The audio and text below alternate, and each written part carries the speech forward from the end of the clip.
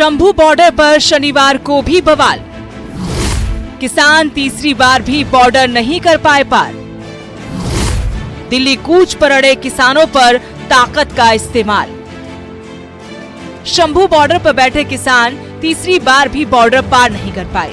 101 किसानों के जत्थे ने शनिवार को शंभू बॉर्डर पर दिल्ली मार्च शुरू किया, लेकिन पुलिस कर्मियों ने उन्हें रोक दिया। अंबाला पुलिस ने हरियाणा बॉर्डर पर सख्त बैरिकेडिंग कर रखी थी। काफी देर तक किसानों और पुलिस में बहसबाजी हुई।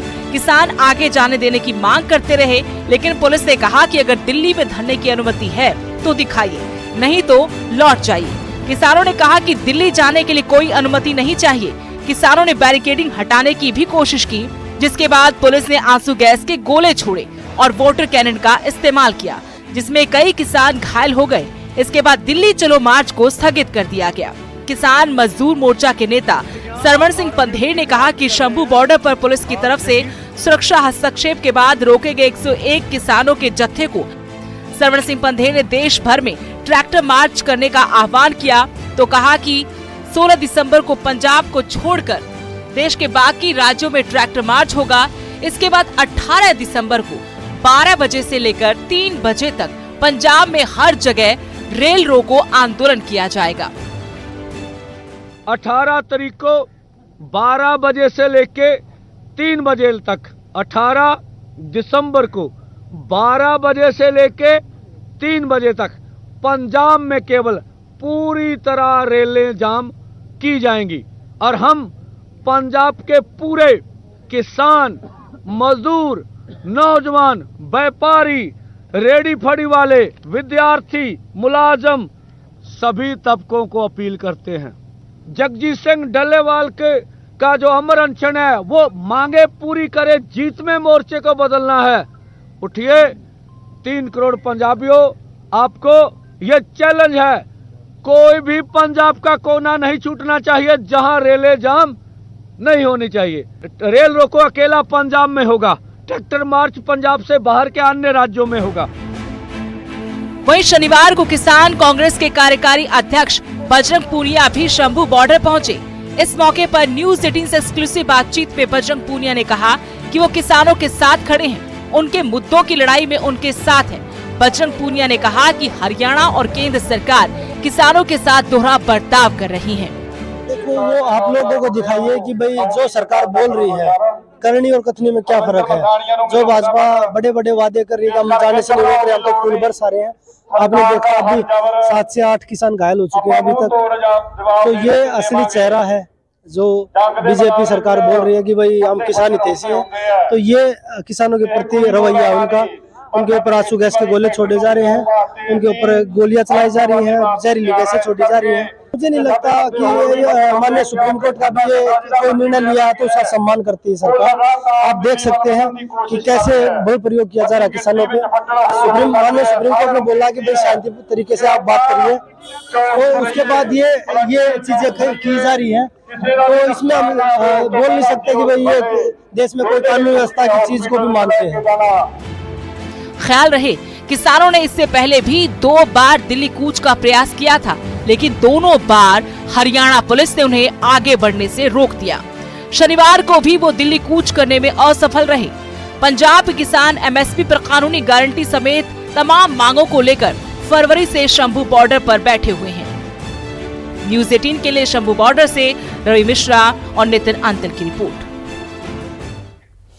और वहीं अंबाला एसपी सुरेंद्र भौरिया ने किसानों पर केमिकल युक्त पानी के छिड़काव के आरोपों का खंडन किया है। उन्होंने कहा कि पानी बिल्कुल था, उसमें किसी प्रकार का कोई केमिकल नहीं था। देखिए, जैसे ये जत्था आया, करीब पौने घंटे हमारी बातचीत हुई। इनको समझाया गया, वो सारे मीडिया के साथी भी वहीं थे।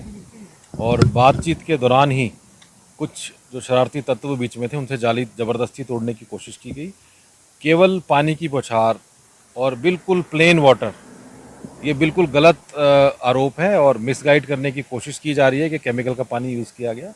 मैं आपको अश्योर करता हूं कि 100% प्लेन वाटर यूज़ किया गया था, वो भी केवल भीड़ को तितर बितर करने के लिए। हमने यही समझाया कि यदि आपने दिल्ली कूच की जो आपकी कॉल है, दिल्ली जाना है तो आप वहाँ परमिशन ले लीजिए।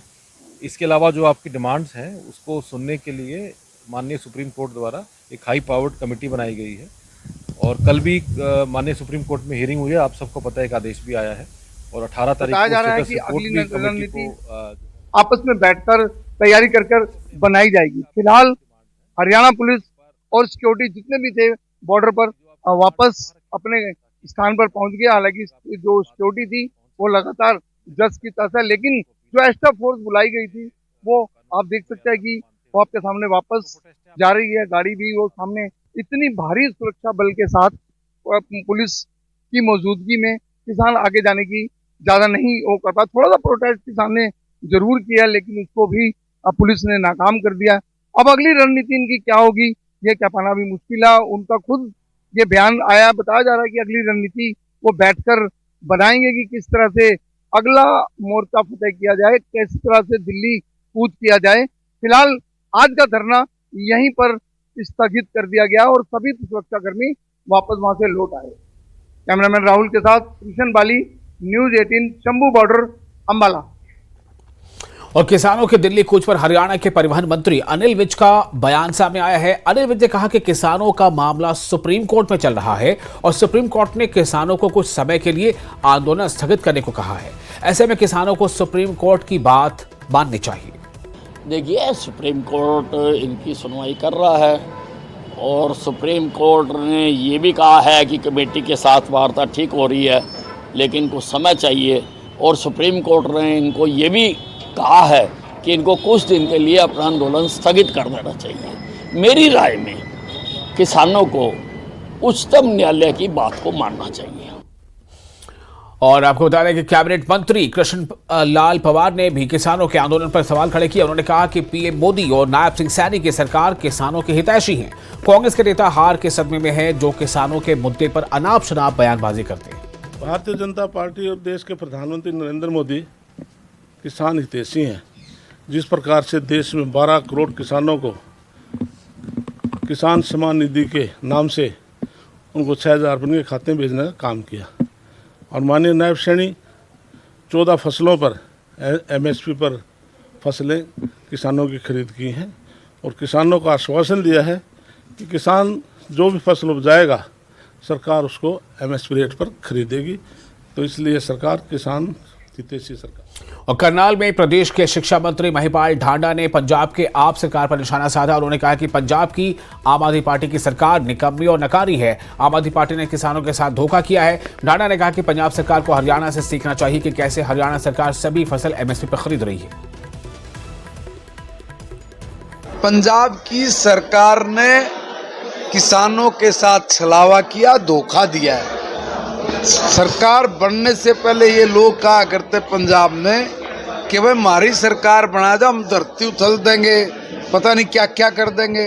दिल्ली के अनेक उदाहरण वो जाकर वहाँ पे दिया करते। अब मैं निवेदन कर रहा हूँ, अब पंजाब कंगाल हो गया, लोग मर रहे, त्राईमाम हो रहे हैं। अब पंजाब की एक उपलब्धि दिल्ली के चुनाव में जाके बताए केजरीवाल कि भाई हमने पंजाब में एक ये काम कर दिया जिससे पंजाब में हरियाली खुशहाली आई है। एक काम जाके बताए वहाँ पे, मान जाऊंगा उसने।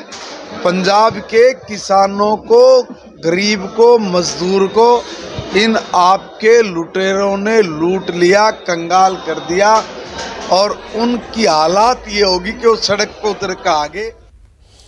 और कुरुक्षेत्र भारतीय किसान यूनियन चढ़ोनी ग्रुप की प्रदेश कार्यकारिणी की अहम बैठक का आयोजन किया गया। बैठक में रविवार को राष्ट्रीय अध्यक्ष गुरनाम सिंह चढ़ोनी के नेतृत्व में हरियाणा किसान का खनौरी बॉर्डर पर जाने का फैसला लिया गया। साथ ही किसान नेता जगजीत सिंह डल्लेवाल के स्वास्थ्य की जानकारी भी ली जाएगी। उन्होंने कहा कि हम सब किसान संगठनों की मांगों का समर्थन कर रहे हैं। जो आज हमने हरियाणा के अपने जिला प्रधानों की मीटिंग बुलाई थी और कल जो है खनौरी बॉर्डर पे जाने का फैसला किया है।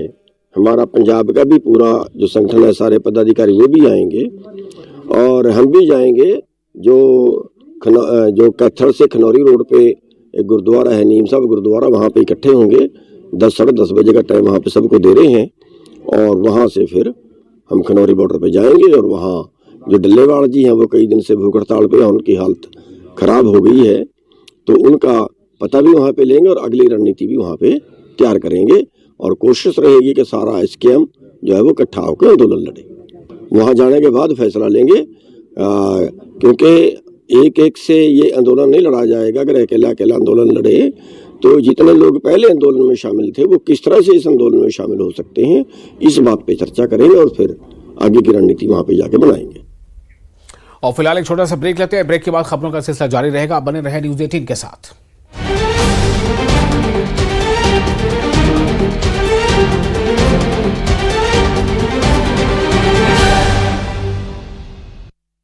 आपके डेली सत्ता के प्रभाव से विपक्ष के वार तक समझेंगे राजनीति का हर दांव पेच।